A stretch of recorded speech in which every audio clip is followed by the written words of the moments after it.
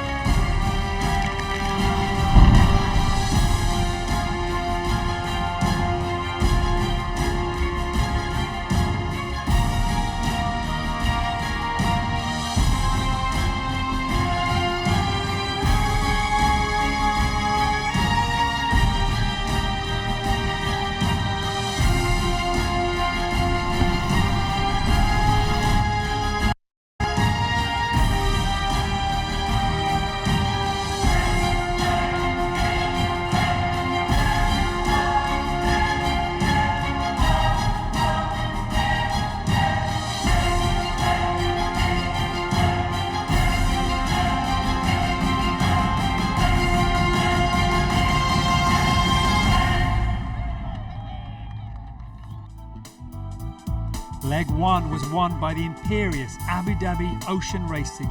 The Chinese entry Dongfeng was a surprising but convincing second, and the fleet has had just over a week to regroup and prepare for today's import race. Back in Alicante, the rookie team, Alvi Medica, won the Spanish import race, and skipper Charlie Enright was alongside the other skippers giving their thoughts about today's import challenge. Obviously it was great, to have a good result in Alicante. But, as we saw in the offshore leg, there's no correlation between how you do in the import and how you do in the offshore. But there's no question that it made our week a little bit easier. We'll go out there and do our best, but the circumstances are a little different, so we'll just kind of have to see how we end up. Big changes because important people changing, but I think it's gonna be a day for start sailing together, and it's gonna be a hard day. We take it serious. We're a proud bunch of people, and even if there's points, no points, we enjoy the race and we want to do the best we can. I do think that even when I look at Pro-Am races, we try pretty hard to win them. We even had protests in Pro-Am races in the last race, and I think whenever you get, if you gave all us guys model boats and asked us to race in the marina, we'd be trying to kill each other. So I can tell you right now, there is no question that we are not trying our best. It's been a while since we've been sailing inshore style in a lot of breeze, so it's going to be pretty tiring for the girls, even though we're 11 and not 8. For sure, that might help us a little bit. But yeah, if we can keep all our manoeuvres good, then we should be okay. It's nice to, of course, to win in Cape Town because it's always good. It's just a nice feeling for the crew if you've done well, but it's all about the leg. Sailing is with 8 crew. We are not a lot on the boat, so if you want to sail well, you need to be a team. And I think if we manage to do so good, it's because they are good. So I'm very proud of them, and I'm very impressed by them. Charles Caudrelier from Dongfeng speaking about the Chinese sailors that make up part of his French and Chinese team. And as we watch the boat already, they've already left the dock and headed their way out into the water. I'm joined by Mark Cavell, Olympic silver medalist. Mark, interesting to hear the skipper's comments on the import series, something that might actually be very important. Well, the nature of this one design sailing, it may well be that when all the racing and all the legs have finished, it could well be that the import race result is the thing that splits the tie. And that's how it comes into play. Now, as we look down onto Table Bay, we have a southerly breeze at 17 knots coming out down around the course. Table Mountain off to the left, Robben Island centre shot, and you can even see the football stadium just off to the left there. But it's to the right here, you can see, as we spin down to Table Mountain, you can see the winds coming off the Southern Ocean, and you have the start-finish line to the left of picture. You can see the white line down to the leeward marks. They can go either way around that. That is one leg. There's 6 legs, 3 laps, finishing upwind. And it's this fella here that's going to be making the play on the course. 3,500 feet high, just over 1,000 meters, Table Mountain, blocking the wind. The breeze will be spinning around the side, funneling around these flat plains, right down across the course. It'll be, I think, left-hand pressure, possibly right-hand shift.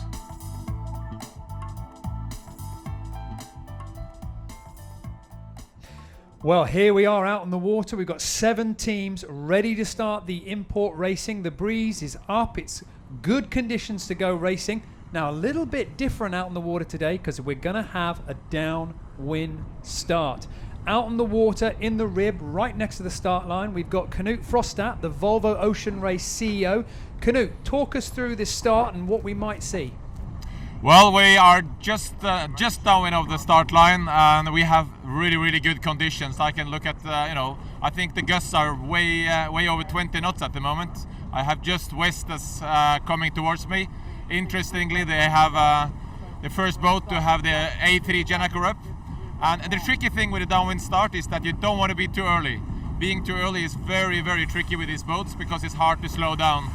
And we will have some interesting comments. I have Alan Block from Sailing Anarchy next to me. And Alan, who do you think is going to win today? Hey Knut, it's great to be here with you, bud. Thank you for having me aboard today. I spent a lot of time with everyone last night, and I try and look at the guy's eyes and see who really wants it. And there was one person in this whole fleet that stood out last night, and that was Xavi Fernandez. His co-skipper's not here. They had a horrible first leg. They're really not feeling great about their performance, and they have something to prove here. And I'm telling you what, Xavi was the man, and I know he's a man down. I know he's got a new guy in. I know it's only 7 guys on a boat that really needs 12 to sail it properly, but I think they're going to do well. And of course, Ian Walker is always the man to run down in these import races.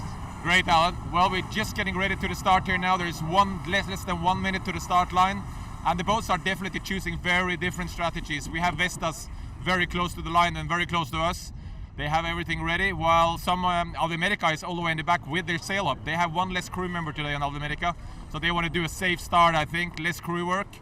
The wind has just completely dropped at the start. It's very puffy, very gusty.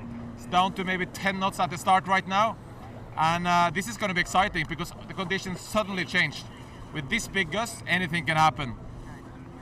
So we have 10 seconds to go to the start of the Cape Town Import Race. Very challenging conditions, big gusts on the course. We've got the fleet very spread out and it's going to be a very tight start, very difficult to call who's got the right strategy. There goes the gun. Now some of the teams have got their spinnakers out. Some already got those big A3 downwind sails out and pulling. At the moment, a very confused start. Knut, can you give us an idea as to, was that an all clear start? Did we get boats away nicely? Wow. He just went to you. Hi? Knut, sorry, we're going to cut back to you in just a moment. Can you hear me now? Knut, how did that start look from you? From where we were, it was very confused. Well, I'm just with Vestas, and I'll tell you, there's hardly any wind where they're coming from. The big puff behind, and Dongfeng is coming down with that breeze. So this is going to be super tricky, because you're going to be at the lines of wind, and it's not easy to find. You have to turn around and look behind you, because the breeze is not coming from the front, and Vestas didn't get credit for that start. But there is a new puff coming down the fleet, and Brunel sailed through the lee of the whole bunch close to the start boat with a lot more pressure. So you have to read the wind today really carefully. What do you think, Alan? How do you find it? You know, I agree with you 100%, but I sailed with Bauerbecking yesterday, and I'll tell you what, in this fleet, probably the best guy in this fleet, maybe besides Nico at time on distance, he just proved it there. He lined that start up, and he was the only one in the whole fleet, really, to be right at the line going fast. And right. Well, that was a very, very interesting start there, Mark. I mean, that was pretty challenging on anybody's day. You've got a downwind start, you've got to judge this power. 1 minute you've got 20 knots, the next minute you've got 14 knots. Pretty tricky. Well, you've got to line it up, and you've got to line it up from a lot more further away from than just 1 minute away. These guys will be setting up their approach from easily 2 minutes. And then the weather gods decide whether you're going to get a puff or not. And you can see it's come through the fleet and completely split the pack. Well, let's talk about this split now. We've got very, very different styles of tactics. Abu Dhabi Ocean Racing, Ian Walker, this is the guy that a lot of people turn to see the form of the day. This is somebody that doesn't really make a lot of mistakes. He's taking his team out to the seaside of the course. We've got 3 boats being led by Team Vestas coming into the beach side of the course. A little bit of a difference in idea about where the breeze is going to be. You called it earlier that we might get a little bit more pressure down the shore side, but maybe a little bit more of a better shift on the other side. What do you think? Well, I'd say that would be the case if it was blowing equally and consistently across the course, but you can see from this shot here that the clouds have come down this afternoon. It was a much, much clearer, brighter sky this morning, and the clouds have come down, and every time a cloud comes through, it either quashes or increases the pressure. And you can see that the race course is going to be massively split, just depending on where that pressure is. And looking at your right of picture now, Abu Dhabi really romping away in some nice pressure. What you're looking for, folks, is the lighter colours on the screen. The darker breeze, the darker colour is the breeze. You'll see it just picks up, and you can see the differences across the course. A real snakes and ladders course. Well, it was amazing to see the angle that Abu Dhabi Ocean Racing is making out there on the seaward side of the course. They're almost pointing dead at the gate. Knut, out in the water, is that pressure they've got there, or is that a shift? They're going to us. Yeah, Knut, I was just wondering if from where you are on the water, can you see that Abu Dhabi Ocean Racing, they're really low line? Is that pressure they've got, or just a lucky shift? Well, we are just behind Abu Dhabi Ocean Racing and just to leeward of SCA. And I can tell you, this is fluky. It's tricky conditions because there's small lines of pressure coming down, and Abu Dhabi just managed to have that line, and they're quite nicely ahead. Now they have a ship in front of them that they have to negotiate that is anchored there, and they have to work it low to get behind that ship. That's why they're sailing very, very low right now. But I think that's also an interesting tactic. You stay in that line of breeze and you're willing to sacrifice speed just to stay in the pressure. So Knut, if I could just ask you one more question. As we're looking on this race course, obviously we've got the upwind area, it's tucked in tight to the shore. We've got the downwind gate much further out, slightly better breeze. I'm wondering whether we're going to see a significant difference in wind speed at the top of the course from at the bottom. And if that's the case, how do these boats go about deciding what sails to use on the next leg? So Canute, if you can just have a little bit of a think about that one and get back to us when your microphone's up and working. Here we can see Abu Dhabi now leading those boats out on the seaward side of the course. They've dialed into a beautiful bit of pressure. They managed to get themselves around that rather large boat that was anchored, slap bang in the middle of the course. Now they're going for the upwind sail. We can see it's the J1. It's the larger of the upwind sails, so hanked on sail. Not a particularly easy sail to manage with these hanks. Now, Mark, you've sailed on these boats before. You're used to hanked sails. You know, how does it work with these boats? Back in the day. Yeah, I'm thinking, you see these guys with these furling sails, very easy to get one away, get another one out. These guys decided, no, the wind's right, we're going to go for the most powerful sail we can. Well, no, they've got to use the right sail, and they're going to try to actually probably set for the lulls. They're going to be happy to be overpowered, but to be slow in the lulls, when we've seen how light it can go, that will be absolute death for them. So they need to be set. And you can see just how fluky this course is as Brunel now takes a chunk out of SCA. As they bring some pressure down, they're really starting to light up now. And now it's about getting this leeward mark right, and plenty of preparation around the leeward mark. So we're getting into the final few boat lengths before we get to this leeward gate. You can go either way around these two marks and then back up towards the top. Abu Dhabi Ocean Racing, the team that doesn't seem to make many mistakes, if at all, if any. Ian Walker and Simon Fisher and his team leading the pack, and really nice charge down on this left-hand side. Have the boats on the right. I mean, Team Vestas, they're winning out on that right-hand side of your picture there, but unfortunately, they just haven't picked the best line into this mark. Abu Dhabi Ocean Racing, the jib's up nice and early. The guys have done a really nice job of being very conservative. I think they're going to approach this mark. There'll be no pressure on them. They're going to be able to get the sail down with ease, and then off they go onto the upwind course. Well, it'll be really interesting to see which way they go up this next beat.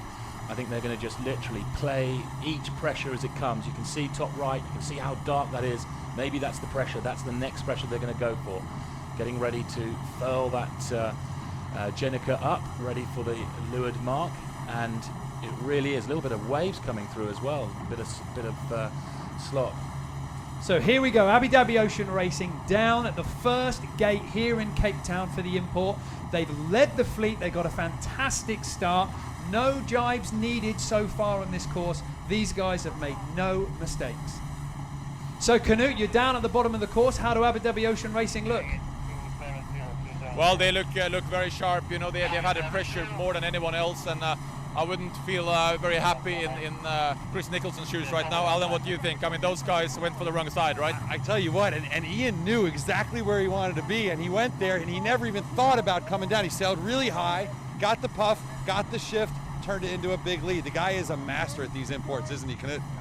I mean, Ian has won Olympic medals several times, and there's a reason for it. And he sniffing the wind and being super aggressive on these shifts when you cannot miss it. You just cannot miss it. Although right now at the bottom there is not much pressure, which means that with so fluky conditions, anything can still happen on this race. I mean, it's not over, that's for sure. Although they have a very, very handy lead at the moment.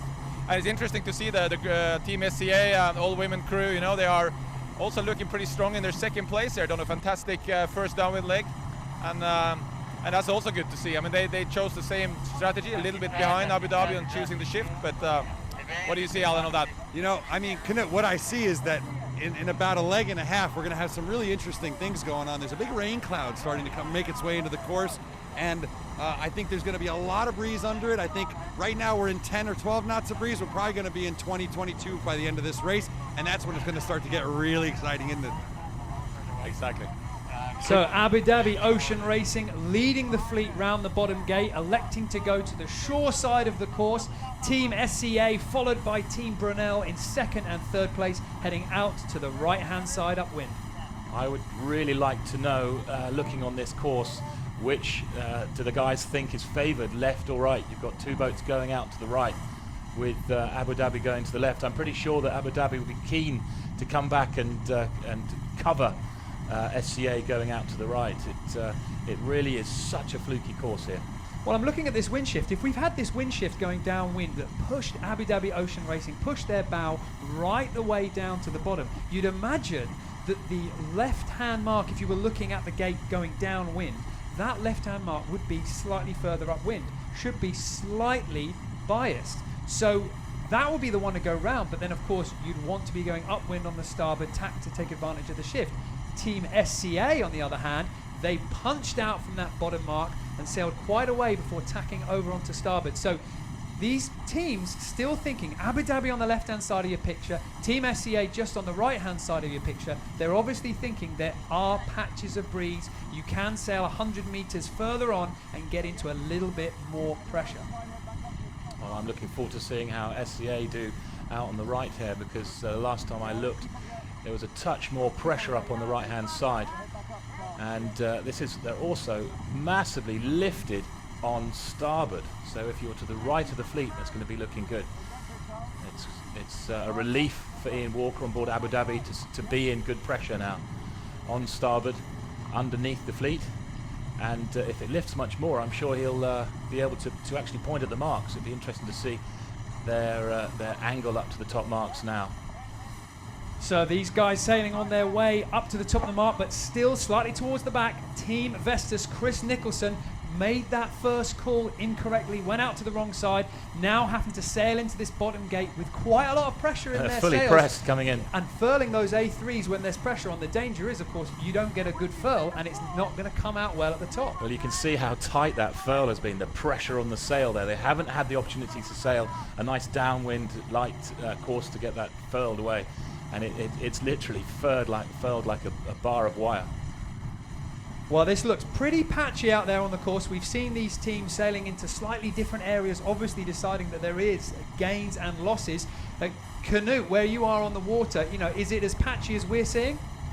Yeah, it is patchy, but the most important thing is that we've had a massive wind shift, and it's Abu Dhabi is doing the right thing here, I think, because they went for the right tack, which is heavily lifted on starboard.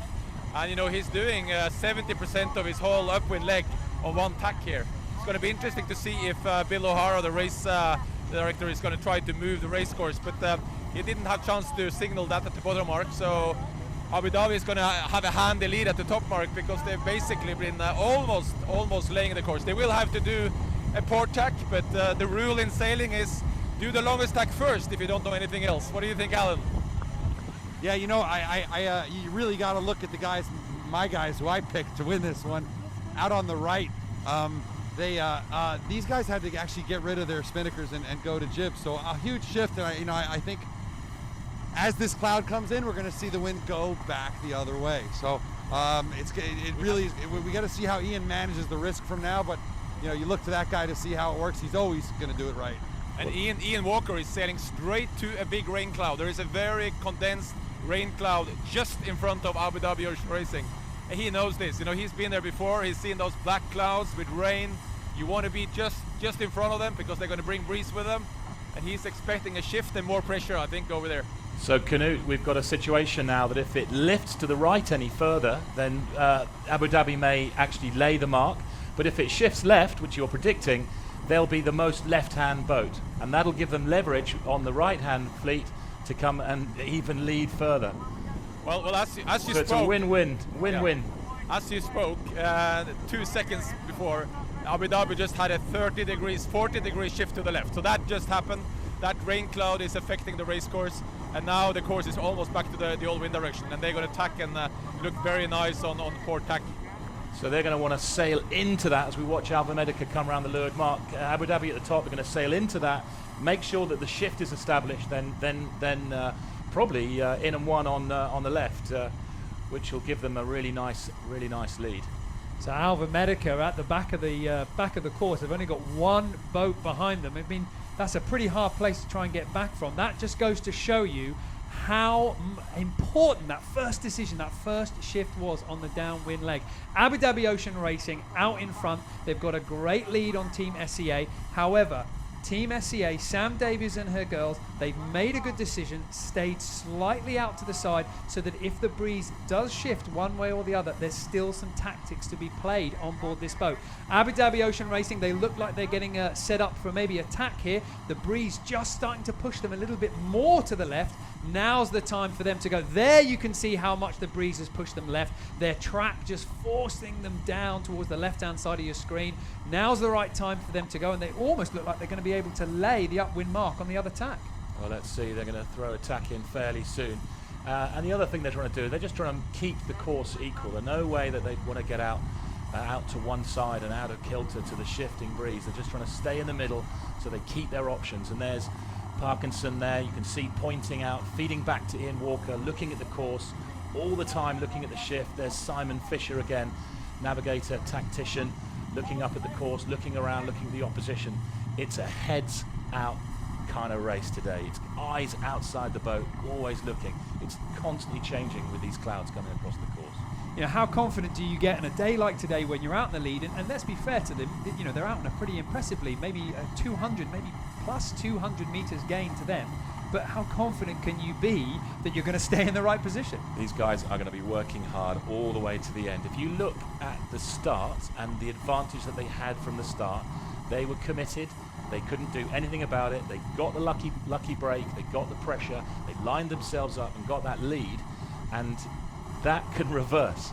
When they come around this top mark and commit to going downwind, that can reverse. If one boat goes out another way, they could be finding themselves in the less pressure and the other could really catch up. So there is plenty of golf left in this hole, as they say.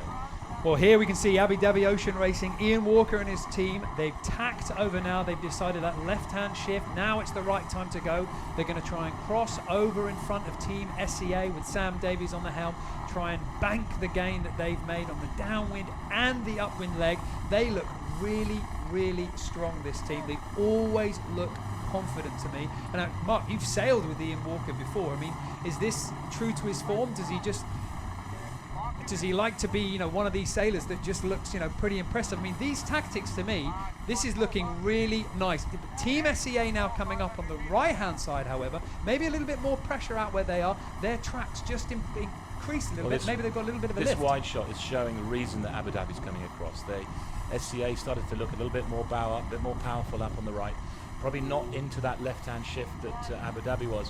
So it's time just to square the whole thing up. Abu Dhabi coming across, just checking in, just cashing in a few shares here, coming across, just sort of stay in between the opposition and the next mark.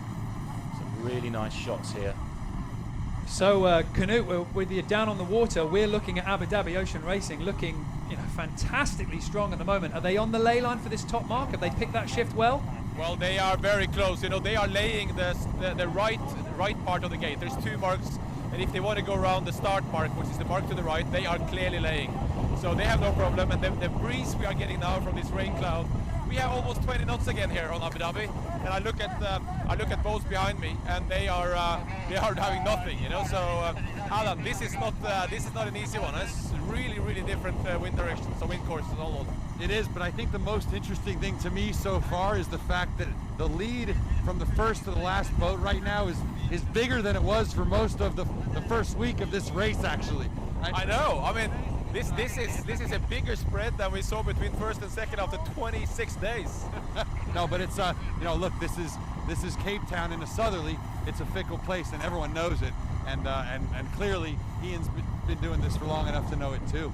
And what is going to be interesting now, Ian's going to whip around that mark, that yellow mark, which is the left mark. He goes for the yellow mark, he tucks around it, and he's going to get his big sails up, and he's going to do 25 knots, and the other guys are still going upwind doing 10.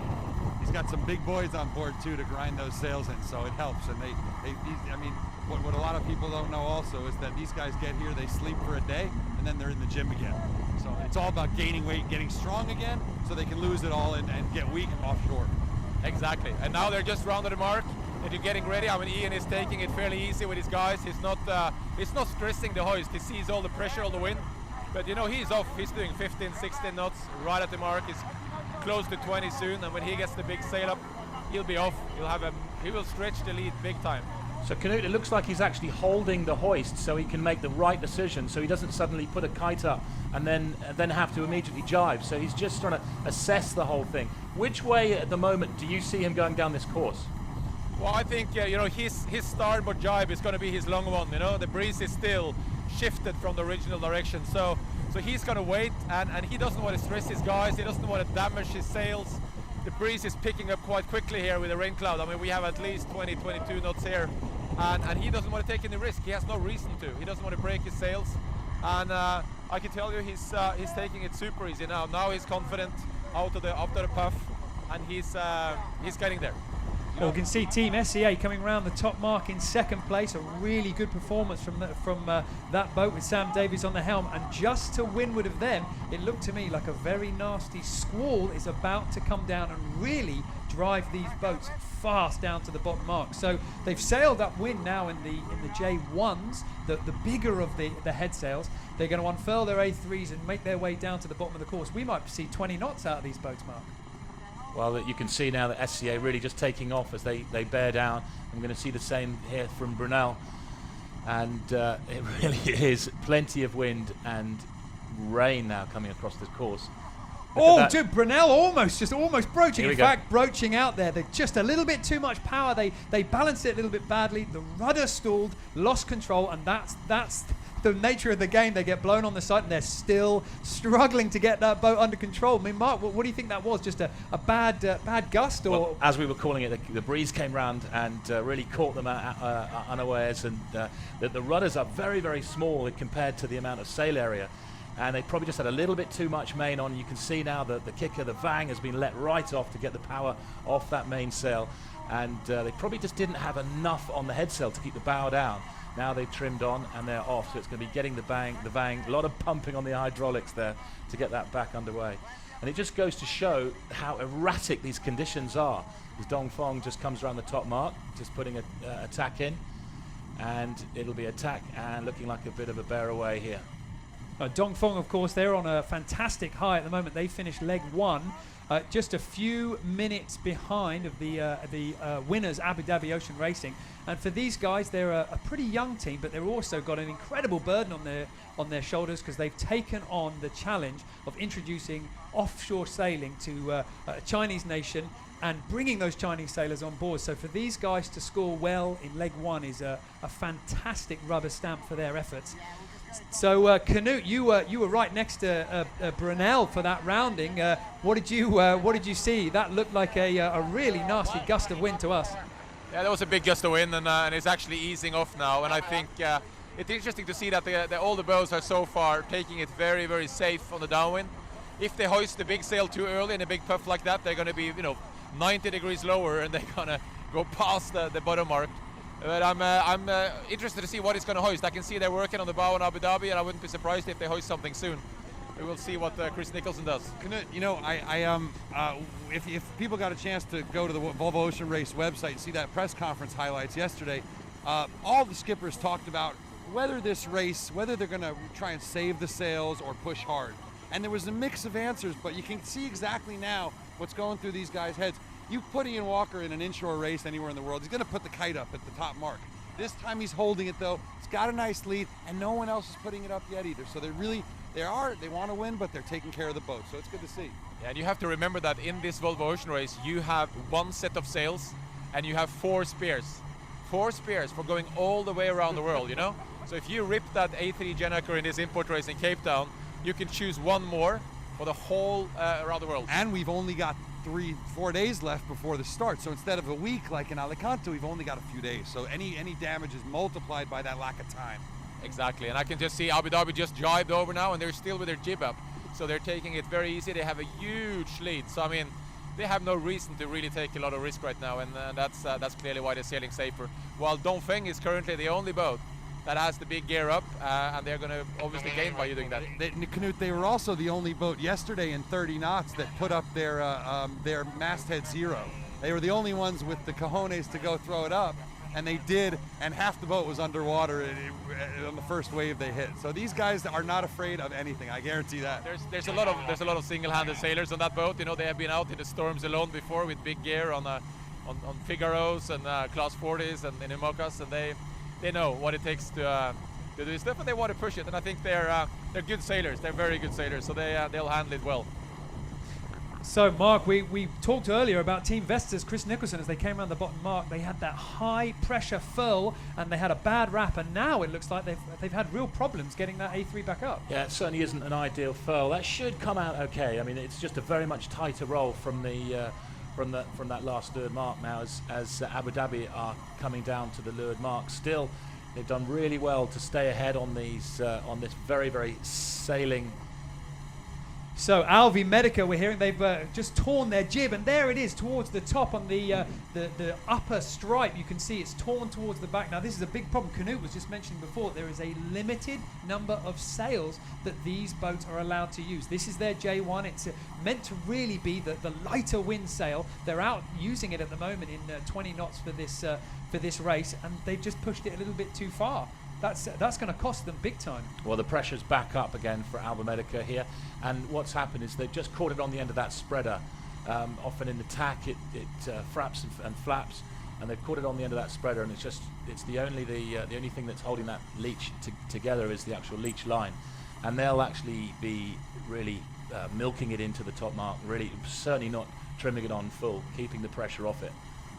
Well, here we have a real tour de force from Abu Dhabi Ocean Racing. Ian Walker and his team have just decimated the field in this race so far. They really have shown that they are on top in all manner of conditions. Now they're going for a change of jib, and will they just keep extending their lead on their way back up to the top? So the bow of the boat reaches that downwind gate. Now they turn round, jib flapping, making the turn nice and easy. Then they're going to bring the power on. Now they've swapped down to that slightly less powerful J2 that we saw them racing with yesterday. They've got a problem here. They're certainly not trimming on that sail just quite yet. I think there was an indecision. It looked like they were going for attack, but they haven't. But now they're getting it on. And that wide shot certainly showed me that the conditions are still very, very different. The pressure with that cloud and the rain has come in over the course. But it's certainly marking that the squalls are now starting to line up and come round that eastern side. You can see there, top left of picture, really lots of sheep in the paddock, as we say, and then down on the right hand side, less white caps as SCA go around this leeward mark in second place. Really nice sailing here, keeping it sweet. A much better rounding here from the ladies on SCA as Sam Davis there on the helm. And you can see that they have a great advantage there. All the pumps, all the handles of the coffee grinders maintained, and even see Annie Lush there on the front there, grinding hard, getting those sails in. That's a big old grind. Well, now, is it any surprise we've seen Abu Dhabi Ocean Racing out in the front? That's a very confident team. We've got Team SCA with 11 people on board. That slightly more people on board allowed for less weight for a women's team. And then towards the back, we've got Alvi Medica and we've got Mafri, who are sailing today with only 7 people on board. So maybe in these conditions, you really do need extra hands. Oh, it really makes a difference. Absolutely. And then some. Well, here comes Team Brunel, Baubecking and his guys getting their way safely down to the bottom of the course. They've got a little bit of a separation between them and second place Team SCA, but also Dongfeng Race Team behind them by a good few hundred meters. So these guys will have the opportunity to be a bit chancy and try and work their way up in a second. And that's exactly what they're doing. They're mixing it up, going left, round that left-hand mark on the beach side. They came down on their angle, a really nice angle to line up round there. There's Baubecking giving them a little luff to help them get that sail in. That's being kind to his crew there, just taking the pressure off the sail as he starts to then lay it down, and the breeze starts to fill, and you can see how the boat starts to lean over and power up. And it looks to me that they're in a pretty big right-hand shift at the moment. Well, we can see Baubecking there. He elected to stay with his J1, the bigger upwind sail. And then Abu Dhabi Ocean Racing, we saw before, changed to their J2. So it's all to play for. If this breeze does change and the tacticians have got it wrong, we're going to see some real place changing.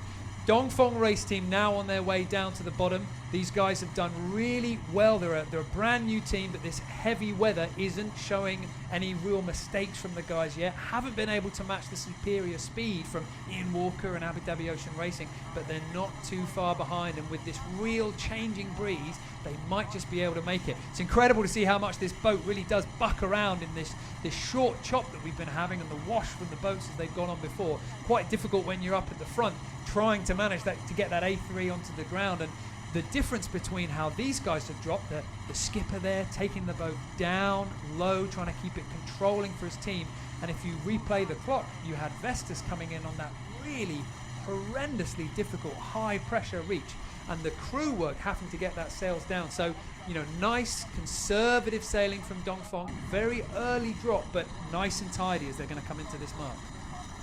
It's incredible how much the fleet has now stretched out as a byproduct of just how different the conditions are across the whole course. Coming down here to this lurid mark, sneaking a bit of sail in. It's a nice little grinder tactic. You try to get the sails in as much as you can. Doesn't really slow you down as you come down around these lurid marks. Well, Canute, we were talking earlier about this.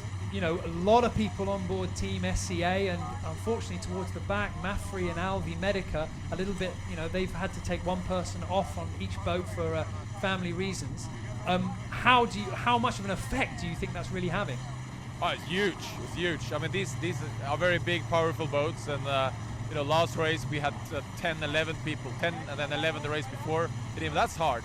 If you think about the old America's Cup boats, who were 70 feet as well, they had 16 guys on board.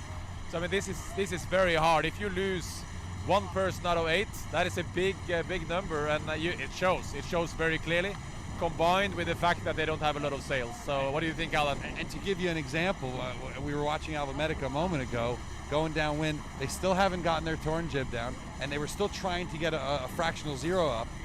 And it's halfway down the leg, and they still hadn't gotten it unfurled. I've sailed against these guys. I know these guys. They're really good. They don't sail like that. It's just that's how long it takes when you take one guy out because he's on the helm. You know, you take one guy out because he's on the bow. You've got 5 guys left to hoist sails that weigh 400 pounds. No, I see. They just managed now to get the jib down, so they're just getting it, and they're playing it safe, but it's not easy. And the Spanish guys have their big sails up, and they're just jibing, getting ready for that bottom mark. But it is extremely hard to sail these boats with only 7 people. That's no doubt about it. So Abu Dhabi Ocean Racing in the middle of your picture, the bowman just forward, they have got their J2 up, the slightly smaller head sail. Team SCA, as far as we've seen, they've stuck on with their J1, and the tracks earlier, it was looking like Team SCA were setting a little bit lower, but getting a lot more speed. But as we look at it now, I mean, Abu Dhabi Ocean Racing, they're pretty pressed over, aren't they, Mark? I mean, what more options do you have to try and control this boat? Well, they've certainly come into some good pressure. You can dump the Traveller. You can see the Traveller there, the track there that holds the end of the booms, drop right down to get a bit of helm off there from here, and you can see the right hand rudder in the water, showing that they're drifting sideways a little bit. The boats are so much less stable than the old 70s in previous races. This is why the teams like to stack as much as they can up onto the rail, the windward side of the boat. You've got the crew there. Any crew that aren't doing anything sat up on that windward side. Well, the bow team here, they're making a bit of an effort up the front. I mean, do you think this is them just tidying away that J1, just getting it out of the way? Or in fact, do you think that this could be, they're going to use the J1 again on the downwind leg rather than the A3? They're going to go a slightly conservative downwind leg, and that might just make them hold their lead, keep them away from any mistakes. Mafri now just flying across in front of your picture. We haven't seen many of the teams using their large A3 downwind sails, but Mafri and the team have decided, no, we're going to go for it. We're really going to try and push this boat. They're in last place at the moment, but really nice to see these guys trying to go for it. Well, Abu Dhabi will certainly be looking and watching Mafri and see how they do with that sail. And at the moment, it doesn't look like they're over pressed at all, and it wouldn't surprise me if Abu Dhabi actually hoist. Well, as we can see in the shot at the moment, we've got Team SCA just sailing on top of Mafri. Now, of course, we've got brother and sister on board those 2 boats. Libby Greenhouse on board Team SCA, the navigator that did so well for that team out of Gibraltar on the earlier leg. And these guys, Team SCA, they're gaining at the moment. They're sailing really nicely, maybe making a few hundred meters gain on Abu Dhabi Ocean Racing. Canute, we're watching a little bit of improvement here from Team SEA. How does it look? No doubt it's Team SEA that have done the best upwind so far. And very interestingly, they chose a different sail setup to Abu Dhabi. I mean, Abu Dhabi kept the big full mainsail and went to a number 2 jib, while the girls kept their big jib and reefed their mainsail. And I think that the SEA girls have done really, really well. I mean, they sail a bit low for a while, getting behind that ship out there on the end of the race course, but they certainly gain distance, and they're closer to Abu Dhabi now. What do you think, Alan? You gotta love the move, and it's a really nice illustration of these two different teams. Ian Walker, inshore Olympian specialist, right? He's on the full main and the little jib. Offshore girls, Sam Davies, round the world skipper, IMOCA, what do? Reef it down, tuck it in and put a bigger jib up, and that balances nicely, and they're proving it's working right now. Yeah, and Sam Davies was pretty confident yesterday at the press conference. He said, we've been training in Lanzarote in quite a lot of wind for 18 months, and so we're happy that we have breeze, and I think that she was probably the most happy of all the skippers. They gotta be happy right now, and there's a nice little third battle. Brunel also made up here, so we have a nice little battle at the top of the fleet. But what a great thing to see after SCA had that just brutal leg with a great start and then a really tough middle and then a nice finish. But it's really nice to see them out here doing as well as we know they can. There's so much talent on that boat. It's frightening. So really nice race here. It's looking good. Canute, it was looking a little boring for a while, but it's starting to shape up, isn't it? It does, and now the wind is dropping again here a little bit. I think the sky is clearing up a bit. Maybe the breeze can play some cards on us, so we'd have the fleet tighter together again. Well, it's nice to see the girls coaching Ian Walker in a bit of sail choice. Certainly Ian Walker in times gone past in Olympic days have coached some of the girls on board, and now they are coaching him in what sails to use in this race. Now we have Brunel as well coming back into the mix. They've taken a pretty conservative route back up the course, and certainly things squashing right down now for the leaders. Abu Dhabi's still got a reasonably healthy lead there, but certainly with the amount of changes that we're seeing downwind, with the pressure all over the place, it's a pretty slender lead still. Now, I just like to cast the clock back to Alicante, because I know these conditions are incredibly different, but one thing that we have seen that's the same, Team SCA with bold sail choices. Last time we were in Alicante, the girls decided they were going to take one of their, I believe it was a Code Zero. They said, well, we're going to use this one on the upwind leg, and it didn't work out for them. But now another bold sail decision, and it is looking pretty good. There's Baubeking and his team on board Brunel. These guys have really done a nice job of catching up. I think there might even be bow to bow with Team SCA. Team SCA just slightly to windward of them, maybe on the ley line, but if this breeze just ticks round to the left a little bit more, you could see Baubeking getting to that top mark without having to do another tack. And of course this takes us to this will be lap 2 done with, and we've only got one more lap to go. So now, if you'd have said that to me a little while ago, I'd have said, well, Abu Dhabi's gone and won this thing. They're off. They're not making any mistakes at all. However, they may have just, when the fleet splits left and right, it's very challenging for these guys to cover all the bases. They sailed up the middle of this last upwind leg. The girls went slightly more to the left. A Team Brunel hugging a little bit more to the right as you look upwind. And what do you know? Both of those boats have just made a little bit of a gain. Here comes Abu Dhabi Ocean Racing. The Bowman's on the front. This is where we could start to see a little bit of a change. And what do you know? It looks to be like, I don't think that's the A3. I think that's one of the fractional Code Zero. I think they've got up there, Mark. Well, yeah, they're getting that up nice and early. It looks like it's a pretty big left-hand shift on the course, so they'll be able to come around, tack round, bear the boat down, get it pointing in the right direction, and hoist. And it'll certainly be starboard will be the long jibe down. So here we are in Cape Town for the import race. It's Abu Dhabi Ocean Racing still leading going into lap 3, but Team SCA and Team Brunel hot on their heels. Now the boat's through the tack at the windward mark. There are no problems for these guys bearing away. The breeze just a little bit down from what we saw before with that roach with Team Brunel. The code zero's up, ready to unfurl at the front of the boat. These guys still got a little bit of a lead. Canute, you're on the water at the moment. From where you're looking, does it look like Team SCA? Does it look like Team Brunel? Have they got enough racetrack left to maybe claim victory? Oh, I think anything can happen here now, because it's definitely not stable conditions.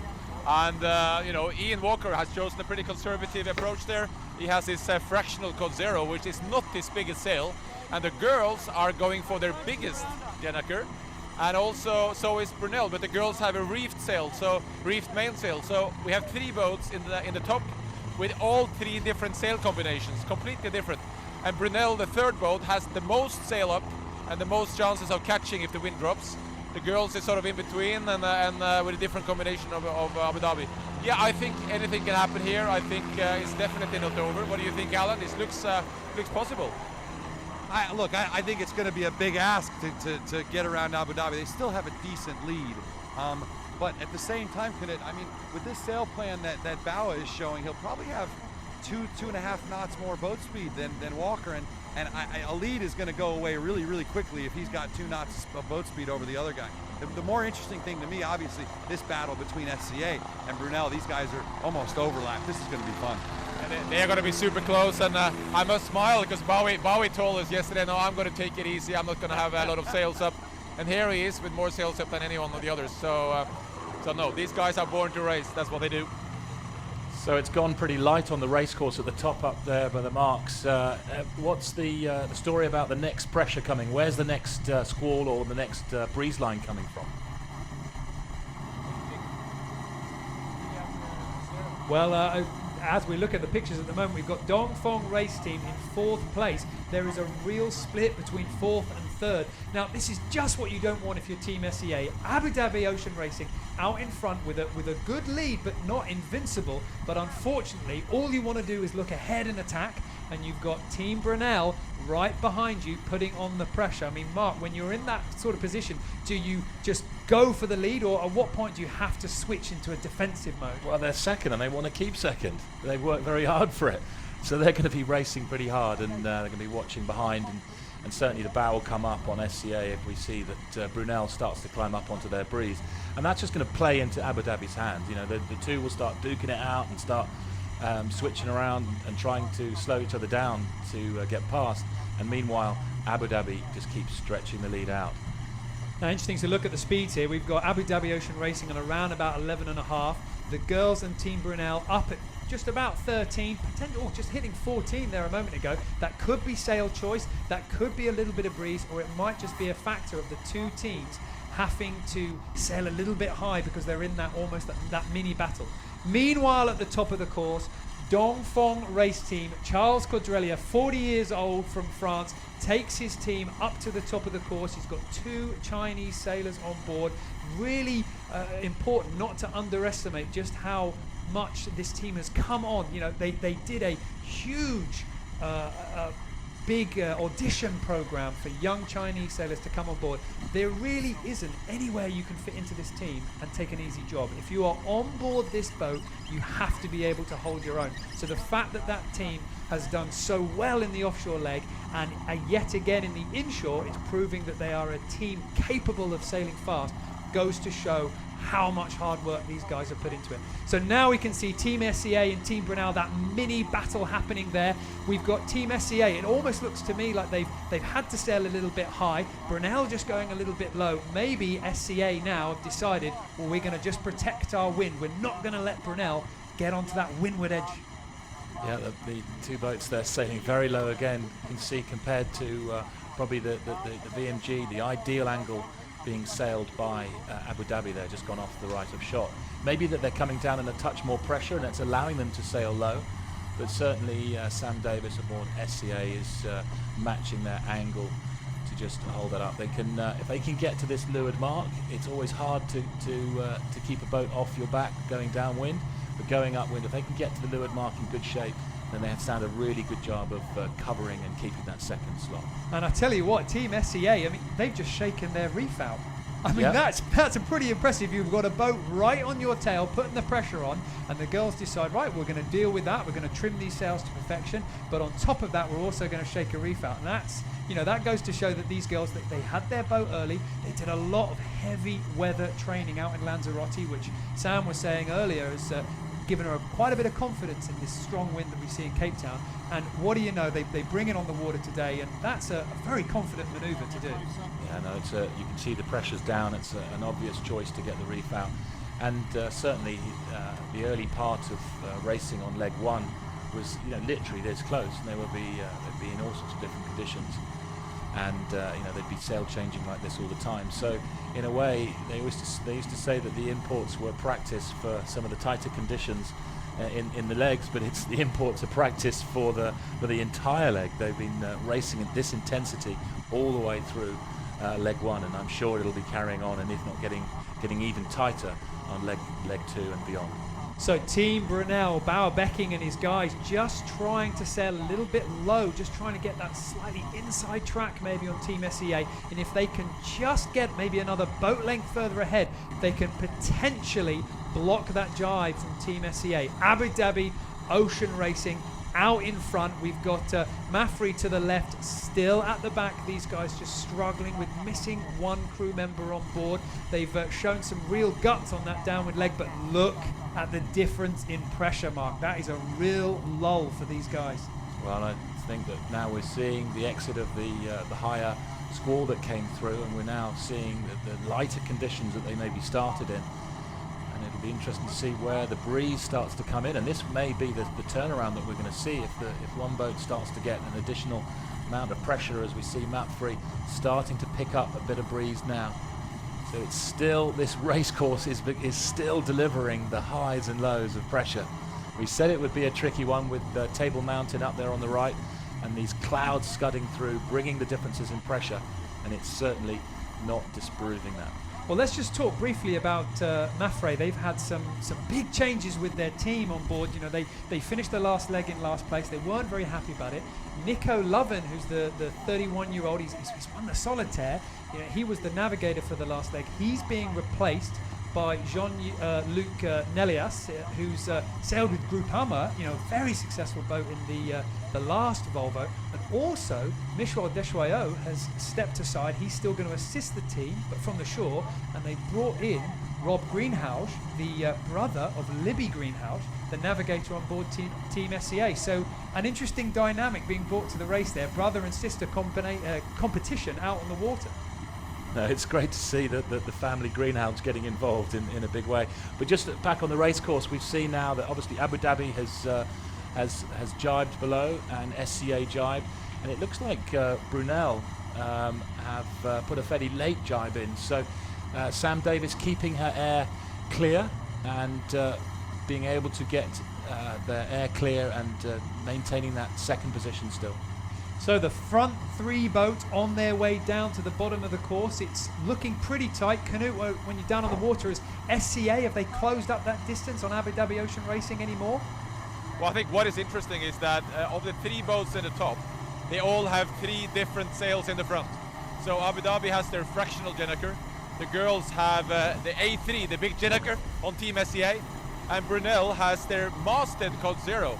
And the only team that really has the right sail now are the girls on Team SCA. So I think Bowie Becking and Team Brunel are going to struggle to sail past the girls there. The only thing that can help them is that I think, looking from my side, we are just with SCA. They jibed a little late because they have a pretty tight angle going to the bottom gate, and that's going to help Bowie. But at the same time, the girls jibed probably at the right time and Bowie too late. So no, I think Team SCA will be in a handy second place, and they will gain some distance on Abu Dhabi. What do you think, Alan? I think what you may not see from the camera angles is that the girls, Libby actually called a jibe really to put him right on top of Abu Dhabi's air. And in this air right now, in this lull, their downwind wind shadow is huge. It extends probably 200 to 300 feet away from the boat, and they've actually slowed Abu Dhabi down further than already Abu Dhabi was suffering because they had the wrong head sail. The only thing that is to Abu Dhabi's benefit is the fact that they all jibed fairly late. So, and that was probably Ian's good tactic there. He pushed it as far as he could.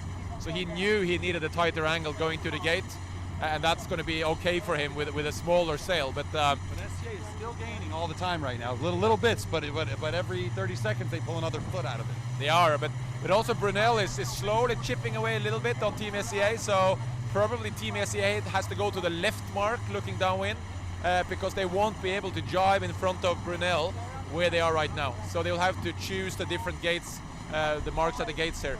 But very light, very fluky, and Team Brunel almost stopped completely in a wave there. Big swell coming in from the ocean here. Knut, if you're going to go upwind right now, where I'm looking at this course, you actually want to be on that side that the girls will probably have to go. Looking upwind, the right side, because it's the only cloud on the course right now is actually out to the right a little ways. So maybe we'll see everyone go out to that cloud. It looks like if you go left, you might get swallowed up and die. That's what Bowie said this morning, is looking upwind, you want to be close to the port. When the wind drops, the wind is going to have a shift in there, a right shift, so you'll be settling up for that one. If there's more pressure coming, then you want to be on the left. But now this the wind is really dropping, so well, I think Team SCA is looking strong there. And I can see Ian Walker is trying to work himself up to the line of Team SCA. Amazing three-way battle at the front of the fleet at the moment. It's incredible, Mark, to see this wave set coming in. It's not actually coming with the breeze. These boats, they're sailing downwind at the moment, and they're actually going bow into waves. This is a leftover. Yesterday we had very, very strong wind conditions, 25 knots coming into the bay, and this is what the Southern Atlantic is really showing us, that it's got this left hand, this swell left over from yesterday. It's really interesting because it's making it much, much harder for the boats to punch in downwind. Abu Dhabi now starting to come up onto the line, trying to get some clear air, and looking like possibly going around that left-hand mark on shot, which is it seems to be a lot further away for them. They're going to put the jibe in now and go around that right-hand mark. Abu Dhabi Ocean Racing still leading at the bottom of the course. One more leg to go to the finish. However, Team SCA and Team Brunel have made a serious gain and really chipped away at Abu Dhabi's lead. But if there's a turnover from here, it really will be a shock to the amount of lead that Abu Dhabi once had in this race. And we said that there was plenty of action to come as they come around the top of the leeward mark. So there's no drop on board Abu Dhabi Ocean Racing. They're going to leave their code 0 up. A very, very bold choice. We saw on Team Brunel, we saw on Team SCA getting their J1 ready. You can always tell that's the hanked sail at the front. The J2, however, is a furled sail.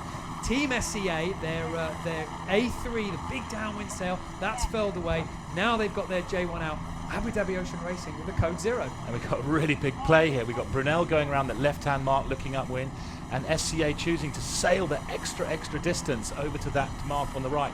Just look how far Brunel were behind, and SCA still haven't gone round the mark. So they're sailing so much further.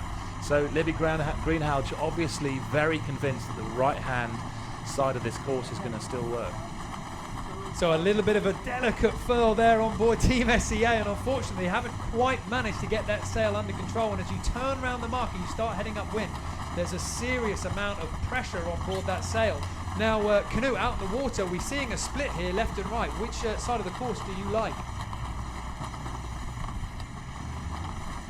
Well, Team SCA just happened to tack over there, not quite being able to head out as far right as we thought. Still, that code 0 was causing a bit of a problem. Now it starts to get down onto the deck. They're having to send some more hands forward to help. It's caught up the front. If they don't get that sail down, that's a serious drag. And not only that, but it's caught in the slot between the jib and the main. And that's almost the most precious part of the wind. You can see how many of them it's taking to pull that sail down. When you get a bad furl onto one of these sails and you're pulling it down, every little bit on the mast catches it. Every little thing stops it from coming down. And I guess the worst thing, Mark, is you tear it. Well, they've done a really good job of manhandling that sail down onto the foredeck, and or should I say, women handling it down onto the foredeck.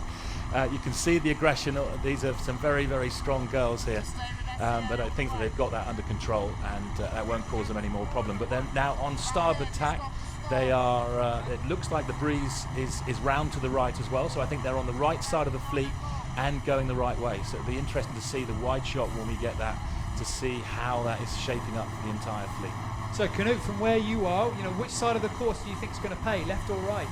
Well, we are just next to Abu Dhabi, and the interesting thing is they have chosen to keep their fractional code 0, big sail up, and it's no doubt Ian must believe in the left side here because he's sailing fast and slightly lower than Team Brunel with that sail, and he's got to get quicker over to the left side, so he must believe in a big left shift. He's clearing up on the left side of the race course, and we know that it could play off. But I think both me and Alla, we thought that the right side was going to pay, didn't we? I mean, I still think that where I'm looking at, I still think there's actually more pressure out on the right. The problem is it's too far right. So because the course is only 1.5 miles long, you just can't get out there or you're going to be off the course. So I think that's the issue. And obviously Walker is going for the next cloud coming down, and that's on the left. Yeah, so Ian Walker and Abu Dhabi Ocean Racing are sailing a very, very low course now on starboard. They're really headed into light breeze. And if I look at the two boats behind them, they have the breeze, more pressure I would say, slightly more lifted. So I think this last leg is not over. I mean, a lot of things can happen because there is less pressure here, but looking up the course, there is some pressure coming down on the middle of the course, and Ian Walker is going to have to be prepared if there's more wind coming because he cannot keep that sail up and keep up with the guys behind him. Walker almost can't cross Brunel right now if Walker tacked. So it's right now the lead is in question, and that's certainly good news for us, and we want to see a nice tight finish. It's coming up here soon. I think you're absolutely right. Brunel just lost the pressure though, but it's back and forth all the time, and Ian is going to think, am I going to keep this sail up?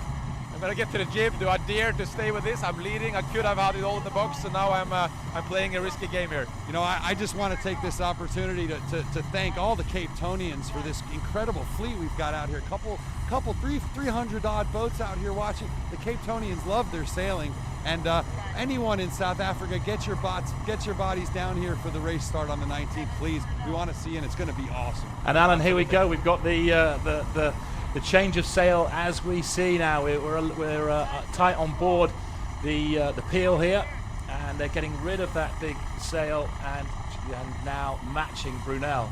And it really was very, very tight as Brunel. You said the middle, and as you said the middle, we were watching Virtual Eye, and Brunel absolutely killing it in the middle of the course, and then the breeze dropped, and now Walker must be so much happier with some pressure out on the left.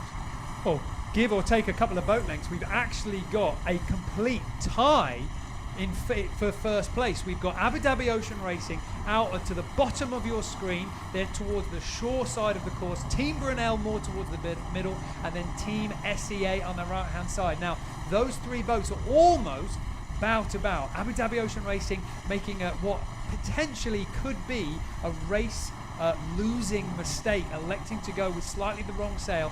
For a moment there, it looked like Team Brunel were just going to sail straight over the top of them, but very gutsy from Abu Dhabi Ocean Racing. They've managed to get themselves back in the game. Well, there's a great shot here, nice wide shot, looking that Abu Dhabi still got some pressure off to the left. It really is going to be the last shift into this top finish. If it's a right-hand shift, the girls, the SCA, will do so much better out on the right. And if it's left, then Abu Dhabi will put a tack in, cross the fleet, and win from the left.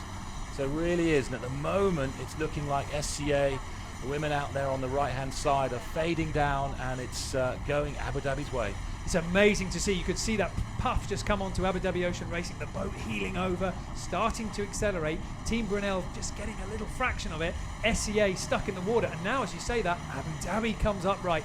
Team SEA get a little bit of pressure, so very, very patchy. We're about halfway up this last leg to the finish, and it is too close to call. Last time we spoke about this, we said, well, Abu Dhabi, maybe, just maybe, they might let the lead slip. But now it looks like a real danger. One shift not going their way, one little bit of pressure. There goes Team Brunel. The bow is up. They're just looking for one of those gusts just to stick in, and then they can just hold that bow up, and they can just hold it to the finish. There goes Ian Walker. He's looking over his shoulder. He's got to be feeling a little bit nervous now, Mark. Well, he's certainly looking nervous and looking over his shoulder at those boats. But very, very soon he'll be looking to put a tack in just to sort of lock it all up. And I think what he's done is he's told the crew now he's keen to get across, and they're going into position now for the tack. It's all about now staying in between the finish and the opposition. And there goes the helm, right hand down. You can see his other hand just operating the keel, dropping the keel down to the middle. And any second now they'll come round through the eye of the wind, Hold it there, hold it, scrub a bit of speed, get the new sails in, and there goes the switch. Walker over to the left-hand side, then his left-hand hand will come down, pump the keel up onto the left. Nice tack, beautiful crew work there on board Abu Dhabi. And just on the back of Abu Dhabi there, we've got Richard Murray, the South African triathlete. You know, this is he's a young guy. He's 25 years of age. He's one of the best in his field. He's won ITU World Champion Series, and there he is on board one of the best boats with one of the best teams. Here is the front three sailing into that finish line. Abu Dhabi Ocean Racing looking a little bit stronger now after that tack, choosing the right shift. They had to show real conviction of their tactics to stay out on the left, but maybe that shift has come in good for them. They're potentially just a little bit of pressure off. Team SCA, the furthest one to the right, that's towards the top of your picture. Brunel in the middle. Mafrey just coming into the left, just going to cross the bow of Abu Dhabi. They're going to get clear away, still with that A3 on the downwind leg. But here is the front three. Abu Dhabi Ocean Racing, Team Brunel and Team SCA. So we're looking at this shot here. Abu Dhabi is trying to bring the whole game back into the middle of the course. And he just needs this breeze to stay in this direction for another minute to be able to bring it back into the middle, and then he doesn't matter which way it goes, because then he's got it locked up. But just a little while ago he was exposed to the right hand side, but the shift went his way to the left. Now he's on the left, on port, inside. If you imagine a running racetrack, he's got lane 1, shorter distance to go around the curve. SCA out on the right is in lane 8, if you like, further to go. Well, interestingly now we can see Abu Dhabi Ocean Racing on this virtual eye. They've got a little bit more speed, you know, up towards 10 knots on those puffs. Team SCA were looking a little bit lighter, a little bit weaker, and in fact their track has just gone down. Now I'm hoping their track's gone down because of a shift, but it might have gone down just due to a bit of lack of pressure, and they might be forced to sail a little bit lower just to try and get the speed back. So Abu Dhabi Ocean Racing had a real scare a moment ago. They might have just been able to hang on to the lead. They're the boat in the pressure at the moment. They're the ones that are sailing a little bit higher and a little bit faster, and potentially we could see Team Brunel having to refocus on keeping Team SCA under control. Well, as they go over to the right, Alan Block called it, there seems to be a bit more breeze on the right-hand side and possibly a bit more right-hand shift. And that will start to then make the fleet phase down and bring SCA back in the game. So you're absolutely right that Brunel will then have to start really concentrating on SCA on the right. There's been obviously a little bit of a lack of breeze in the middle, and Brunel and SCA sort of sailed into it and got stuck, but Abu Dhabi Ocean Racing managing to keep themselves up. And there we see Team SCA with a nice puff. There is still pressure out there. It's still coming down, but unfortunately it's just not long enough for them to hold on to it. But sure enough, we can see Team Brunel finding a little bit of power now. The crew just making their way up to the high side, just trying to control the boat, just trying to eke out that last little meters. This could come down to meters at the finish line. Canute, is it pretty close on the water? Can you call this one? Yeah, we are just with Abu Dhabi here, and I can see Team SCA just tacked the sail into the right shift. Gut feeling is they tacked a bit early. They're still going to be behind Team Brunel there, but they clearly shade into the right shift. But there's more pressure now on the weather side of them, so Abu Dhabi is getting the pressure before them. And the question is now, what are they going to do? Because Bowie Becking will tack straight on top of them, slam dunk Team SCA, and force them to tack back out again.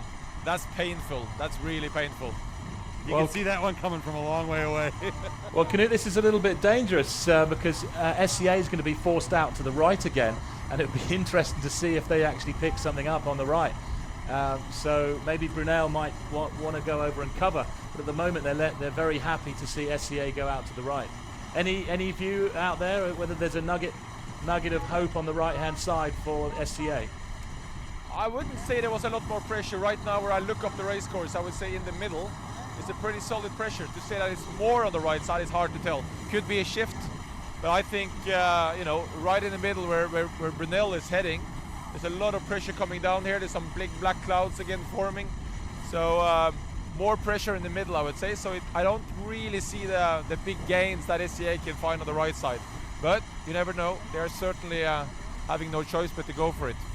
I think this pressure change is going to come in so thick and fast over the top of Table Mountain that it's going to be so difficult to see. It's going to be so difficult to tell. In fact, from the track that we're seeing at the moment, Team Brunel just sailing a couple of boat lengths there, bow down, and now they've been able to get the bow back up, and it's going to be those little snap moments where the boats are having to be forced down, or maybe just getting those little gains that bring them back up.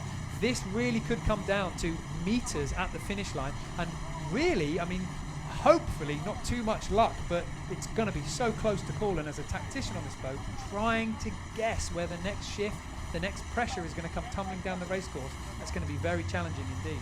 Well, the options are certainly running out here for SCA. They've made their bed, they're going out to the right, and I think now they need to really ring the bell. They need to get out to the right, hope that they pick something up, and there's certainly some pressure there, and they're going to tack over, and maybe they've gone a little too early. Maybe they should have gone a little bit further and really seen if they can hook into something, because at the moment they're going to tack over. I think they're still behind Brunel, and they really do need a nice right-hand shift. They've got enough leverage now.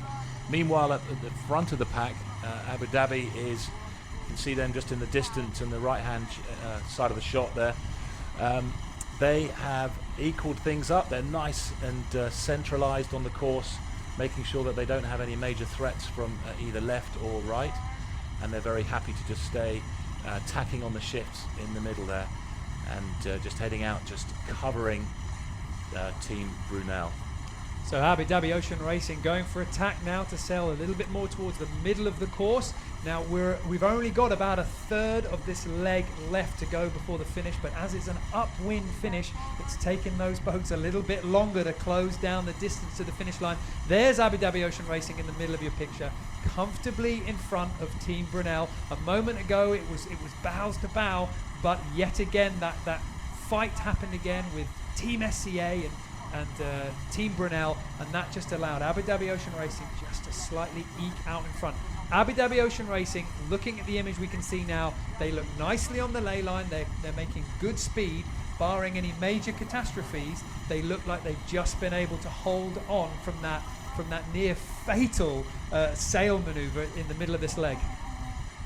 So Abu Dhabi Ocean Racing, there we can see them underneath the shadow of Table Mountain. These guys have really made Cape Town their home. They led the fleet in at the finish of the offshore leg only 10 days ago. Now they bring in the import race. You can see the committee boat right in front of them.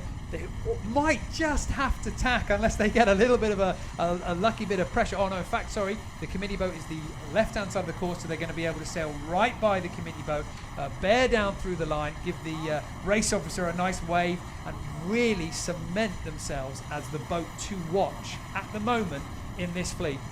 There we can see the finish line at the top of your picture. Abu Dhabi Ocean Racing, for a moment, it looked like they were really in danger of losing this lead, but you give these guys an inch and they really do take a mile. They made another great call on the shift, very gutsy call, and here they go to cross the line. This is a team that potentially does have the talent to go all the way. In Cape Town, here we go, the finish for the import race. It's Abu Dhabi leading the fleet from start to finish. No mistakes from these guys. A fantastic victory here in South Africa. Great job from the guys. You could see big waves and big cheers from everybody on board. And we heard earlier from Ian Walker, they were saying when we're out in the water, when we line up against another competitor, we give it everything we've got. Well, that is happy scenes there. Here comes the flags, and very, very pleased. And I'm sure that they were wishing that you did get points for this. There are no points for the import, but it certainly will break a tie at the end of the event if there is a lock on throughout the race. So Brunel now in second place. Team SCA just losing out slightly on that right-hand side. Team Brunel have done a fantastic job. Bauer Becking, we talk about the veterans of this race. Bauer Becking, this is his 7th Volvo Ocean Race campaign. So, you know, what more can this guy learn? Here he is, bringing his team in second place. just behind Abu Dhabi Ocean Racing. A fantastic job for these guys. It looked a little tight for a moment. They could have slipped into third place. They could have taken first, but a fantastic second place for these guys. A great piece of sailing. Well, he certainly downplayed the import during the skipper's press conference, but now giving it absolutely very happy with that second place as they crossed the line. The congratulations, the handshakes, and of course the sponsors, the VIPs on board, giving them an amazing view of what has been an incredible race. And just as you say, he really did play it down in the press conference, didn't he? I mean, he said, oh, it's all about the leg, it's all about the leg. But with any competitive sailor, when you get them on the start line, lining them up against some of the best in the world, they're going to push to the maximum. Now, coming into the finish, Sam Davies and Team SCA, they were out to the right-hand side on this final leg, lost a little bit of ground. They are going to cross in third place, but just behind them, we've got Dongfeng Race Team, not too far off, almost. If we had another quarter of a mile, maybe Dongfeng Race Team could have done enough to potentially overhaul them. But Team SCA now about to cross the line. A fantastic result for Sam Davies and her team. Well, SCA now crossing the line, and a podium finish there for SCA. The women on board, they have really shown us that they can come back. They passed the Spanish team on the end of the leg one into Cape Town, and they've apart from losing one boat in this import, they have finished third, a podium finish just in front of Dongfeng, who crosses the line, and they have done a really nice job of this last leg. Dongfeng really catching SCA. Obviously SCA had to do one last roll of the dice to try to get Brunel back on the right, so they did well. I mean, I think that Team SCA and Dongfeng Race Team, both teams with a fantastic story. Team SCA, all women's team, they can sail with 11 compared to the all-male team of 8, but that's still hardly enough people. These guys, these women on board this boat, they are fantastic sailors in their own right. We've got world champion winners, we've got Vendée winners, and they are a fantastic team, a real one to watch. Team Vestas with Chris Nicholson coming into the line now, coming in with a good amount of speed. This is a team that have done quite nicely in the Alicante import. They were over the line, they were pretty punchy. Goes to show that they do like to put it all out there and gamble. But a good day for these guys. A little bit disappointing to not be slightly higher up. I think we've still going to see much more from these guys, you know, as the days roll on. Well, Vestas certainly had a tricky time at the beginning of leg one, and they fought back to finish fourth. And really in this import race, we saw Vestas leading the charge out towards the beach, and the weather gods just didn't smile on them today. The Vestas wind did not get the wind going out onto the beach side there down the run, and the writing was always already on the wall. They set up for the start line, and it just didn't shine on them. They got Abu Dhabi got the pressure, rolled down away from them, and they've been playing catch up ever since. Well, Chris Nicholson, a huge name in the Volvo Ocean Race. He's done 4 Volvo Ocean Race campaigns. He's got more than 20 years professional sailing, and he's only 45 years old. You know, this is a real fantastic skipper of this boat. There's some other fantastic people on board. We've got Rob Salthouse, who's a 48-year-old watch captain on board. He's done 3 Volvo Ocean Races, 4 America's Cup. So again, a really good lineup of sailors. You know, once they find that right balance with their team, once they find the right way to work together, it's going to be another fantastic boat. And as we've seen already from the offshore races, it's so tight at the finish lines, it's so close out in the middle of the ocean. Any boat at this point might have enough to pull up to Abu Dhabi Ocean Racing and overtake them. Alvi Medica towards the middle of the course, Mafre coming in from the right hand side. Both these teams today sailing with 7 and not 8. Alvi Medica, they are sailing without Alberto Bolzan, who was the tactician for the import in Alicante, a very accomplished inshore yacht sailor. Unfortunately, he had to miss today from family matters, but with those 7 people, with those gusty, difficult conditions, you can really see how much that's punished them. Canute, you're out on the water. It's a little bit unfortunate to see Mafre and Alvi Medica towards the back, but realistically, they weren't ever going to be up the front with only 7 people on board. Well, I think you're right. They definitely didn't have an advantage, but they didn't have a good start. They didn't do the things as good as they could, and probably being short-handed, they were a bit scared, not really pushing it. I was just looking at Vestas win there going past me, and they had a guest today, Sean Rice, the world champion in surf ski paddling. And I told Nico, don't put this guy on the grinders because he'll help you a lot. But I see they're going to use him now to get rid of the sails. So some guys had a good experience out there today. But no, I think you're right. I think being short-handed today, definitely not a big deficit. Whether it's this much, that's another question. What do you think, Alan? I think it really surprises me how far back these guys are, and I was trying to do the math in my head a little bit. If you take the guys out, take the skipper out and the bowman out, and here's how much you have on the pumps, here's what percentage power you're down, here's how much slower your tacks are going to be, and we kind of looked at it, and I settled on we expected them to lose a half a boat length per tack, something like that, but oh my God, I mean, these guys are what, they didn't even round the mark before Abu Dhabi finished, so it's a leg. I mean, that's a big difference.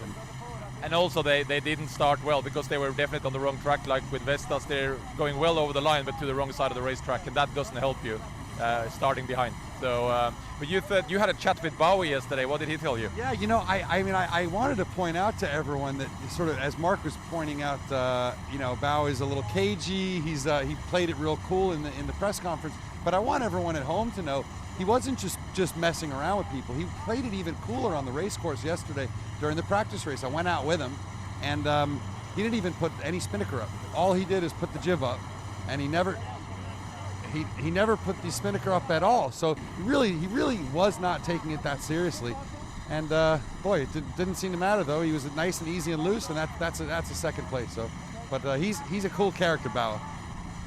So Alan, we'll certainly be able to ask him some probing questions about the first brooch that we see on TV in this race, and it certainly came from the old sea dog himself, Mr. Bauer Becking on Brunel. I'm sure he'll have a few laughs on that one. He certainly caught him out on that top mark with the pressure coming down.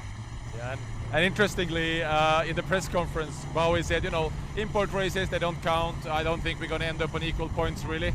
And Ian Walker said, well, hey, with this close racing, we had 50, 60 lead changes on the first leg. It might be down to that completely last point, and you might eat your words, because definitely if they keep racing as tight as now, it could be that it's two boats on equal score when they get to Gothenburg, and then this racing today is going to matter. Races are going to get I mean, tell you what, they're important for the fans, they're important for the sponsors, they're important for the teams to practice and build their bond and their teamness, right? But they're also really important for, I think, the psyche and the morale going into the next leg. But not being worth points, it's always been a question. I'm telling you right now, though, it's going to matter. And I guarantee you that when things start coming around Auckland and Brazil and Newport, we're going to be paying a lot of attention to the import races because they very well might decide this thing. And if you're leading the import race series, you have that in the back of your mind too when you're making your calls on the last tactics on the last leg. Absolutely. If you can tie and beat the other guy, that's going to change your tactics completely than if you have to win outright. So it's special. It's a fun format. It's a great way to get the fans engaged, and boy, it's some pretty good racing too. Well, Alvi Medica there across the finish line, almost towards the back. Just behind them, Mafree still to finish. Just important to remember that Mafree, their normal helm and skipper, Iker Martinez, having to fly back to Spain. But he's one of the most busy people in sailing. He's got Olympic campaigns on the go and everything else. He had to take today out. So Andrew Fonseca stepped up to take the helm. So obviously he's taking on a lot of responsibility on his shoulders. And Mark, I can only imagine, you've sailed 49ers, you've sailed some yachts, but stepping straight into a Volvo Ocean 65 and trying to sail that boat round the course, that's a tall order against this field. Well, certainly he would have done plenty of helming on the leg, but certainly these imports, especially in these conditions, so changeable. The breeze is up and down. You've seen that it was really, really taxing conditions. Lots of sail changings, lots of choices, and certainly just didn't get that first run right. So therefore, they was just really taking feet off the ground from then on in. Just interesting to see, these teams will be finishing this import. They'll be docking the boats. They'll have a little bit of a pat on the back and a prize giving, and then straight into the packing the boats ready for leg 2. So, Canute, leg 2 coming up on Wednesday. What do you think? Anything that you can draw from today about what we'll see for that start of the next offshore leg? Well, I think the next offshore leg is going to be very different than what we saw today, because it's a long-term leg. They don't want to push us hard, obviously, around buoys. They will have a racetrack here in Cape Town. But what is interesting, I've done a few of these starts in Cape Town, and twice the whole leg has been decided in Table Bay. Twice. And that's because if there is a big pressure south of you, if there is one of these big low pressures sitting in the south and you want to hook onto these systems who are pushing east, if you are the first one down, you will get on the highway and you will just disappear, and we could be parked here. Okay, well, Canute, thanks very much for that. We've only just about got time to show the scoreboard and how that action today has affected the racing. And an incredible effort from Abu Dhabi Ocean Racing, holding on to that lead from the very beginning and really making a tour de force. Mafre towards the back. They're a little bit down on people on board. However, they have made some major changes to their team, and I think we will see Mafre start moving through through the fleet. Team Brunel with a great performance in second, followed by Team SEA. Any one of those top 3 boats could have been first. Now, the series results, of course, the imports that adds together for a series. Let's see how that tallies up. Abu Dhabi Ocean Racing with a second in Alicante, hold on to the lead, 3 points. Then we've got Team Brunel just behind them, very close, second and third place. Team Alva Medica just behind by 1 place. So thanks very much to Canute Frostad and Alan out on the water. Me and Mark now will say goodbye to you all. Our next broadcast will be on Wednesday, 19th of November, 1600 UTC for the start of leg 2, the race to Abu Dhabi. Join us then.